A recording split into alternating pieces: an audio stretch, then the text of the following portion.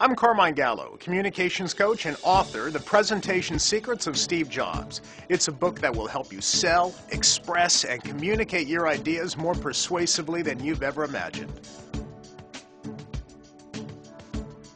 Steve Jobs is the most captivating communicator on the world stage. He is the world's greatest corporate storyteller. There's something like 40,000 clips, video clips of Steve Jobs' presentations on YouTube that reflects the intense interest that people have in his keynotes around the world.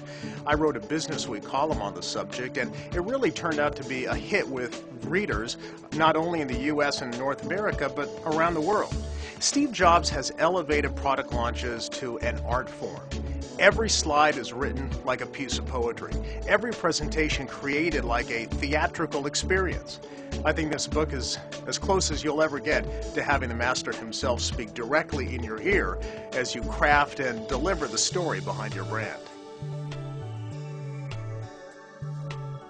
As a communications coach for some of the world's most admired brands, I can watch a presentation and tell you exactly what a speaker is doing to engage his audience. So I've literally watched hundreds of hours of Steve Jobs presentations over the years. But in addition, I am a journalist, I am an author, so I interviewed some of the best graphic design professionals in the business, as well as people who have worked directly with Steve Jobs at Apple. So what you're getting in this book is a collection of their insights. There are 18 chapters in the book, so there's plenty of tips and advice. But here are 3 that you can put to use immediately. First, even before you begin a presentation, don't open the software like PowerPoint. Start by drawing, sketching, thinking. Think about how you're going to present the information visually. Steve Jobs likes to whiteboard, for example. So do not start by opening the presentation. The second tip. When you do open your PowerPoint or Apple Keynote, whatever program you're using, try to avoid bullet points. There are no bullet points in a Steve Jobs presentation. He uses plenty of images and some text. Scientists are finding that the best way to communicate information is through text and images combined, and not text alone. And finally, practice. Steve Jobs rehearses over many hours, over many days to get everything just right. So 3 things to improve your next presentation.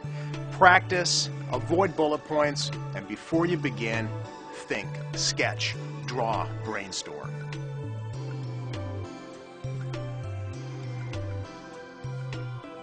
The book is software agnostic. What that means is it doesn't matter whether you're a PC or a Mac. It doesn't matter if you're using PowerPoint or Apple Keynote or another software program. The big lesson is how to present and express your ideas more persuasively. It's not about the slides, it's about the stories. Now, the slides complement the story, but the story has to come first.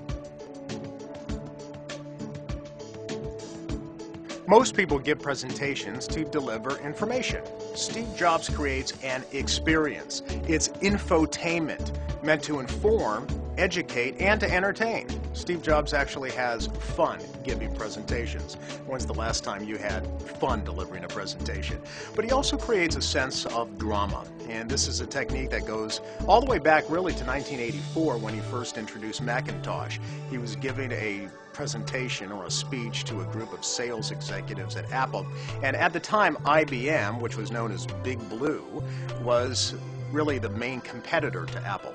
So he created this dramatic story about IBM, Big Blue, bent on world domination. IBM was going to conquer the computer industry, but Apple would be the last company to stand in its way.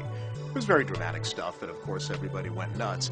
But this is a consistent theme in all his presentations, this hero-villain. You can even make the argument that the I'm a Mac, I'm a PC ads that you see on television are hero-villain vignettes in 30-second ads. So that's a very important technique to use in persuasive presentations. Every great presentation needs an enemy so that people can rally around the hero. And the hero is you. Your product, your company, your brand. I'm not wearing a black blue jeans and running shoes like Steve Jobs would be if he were given this interview, because he's Steve Jobs, and I'm not. Seriously, if I had reinvented the computer industry, the phone industry, the music industry, I guess I could dress any way I want. But there is a serious answer to this. Steve Jobs is a showman, and the way he dresses, his wardrobe is actually very appropriate for the culture. But there's a little known story. When Steve Jobs was not at Apple for a period of time during the 80s and 90s, he started another company called Next. When he went to the bank to ask for a loan, he wore an expensive Brioni suit. So Steve Jobs is a showman. That means he dresses appropriately for the culture and for the audience. The big lesson: don't deliver a presentation just to give information. Create an experience out of it.